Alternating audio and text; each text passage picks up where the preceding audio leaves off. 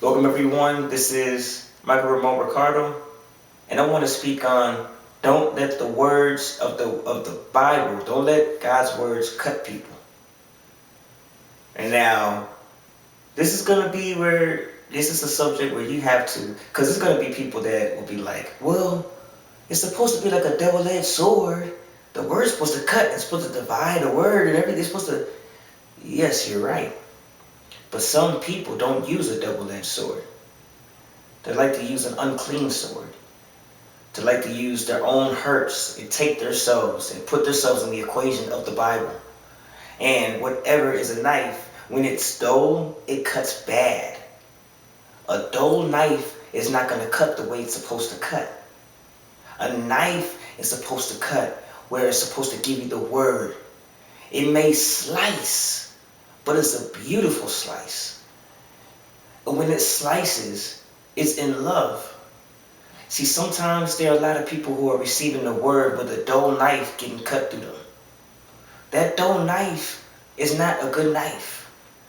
When the Bible speaks about iron sharpening iron, the reason for that iron to sharpen iron, you want to make sure that when you take these words, you're having other people who have, which are counsels, seeking counsel between two or more witnesses. That word that has been under counsel, that word is able to also speak to others as well. So when you have an issue of somebody or something, when it comes to somebody, and it may be something that you're dealing with and you want to bring that word to them, it may be something that it just irks you, it just makes you like, oh, I just want to give this to them because they don't understand this type of thing. When you have that type of issue, sometimes it takes to take a breather. Now, the Bible does speak of, be ye angry, but sin not. Anger. God is angry of certain things.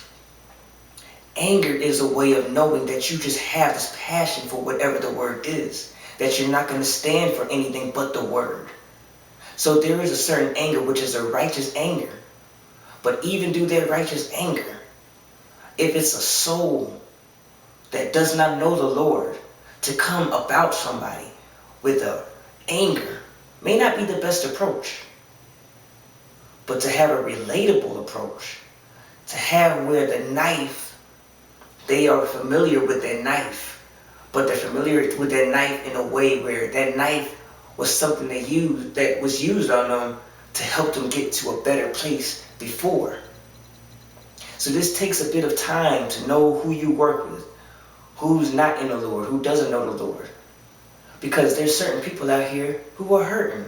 And these people are hurting. There's two different reasons why somebody may be hurting. Because they don't know a Christian, and because they know a Christian.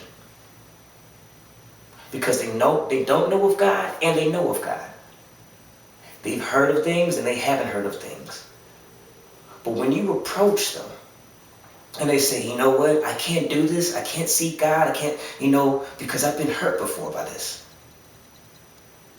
But when you start to show your light, when you start to bring that love to those people, when you start to be that person who somebody can see God through, then when you preach in love, people are seeing you, they say, what? I never met a person like you before, but don't leave my life.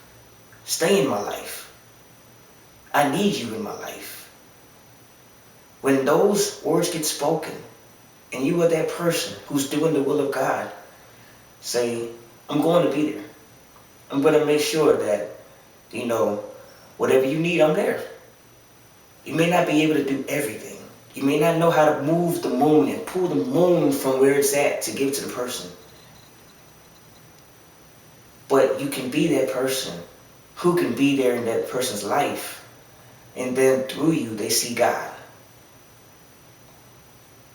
And then at the proper timing, and God will key in because he's a perfect timing God.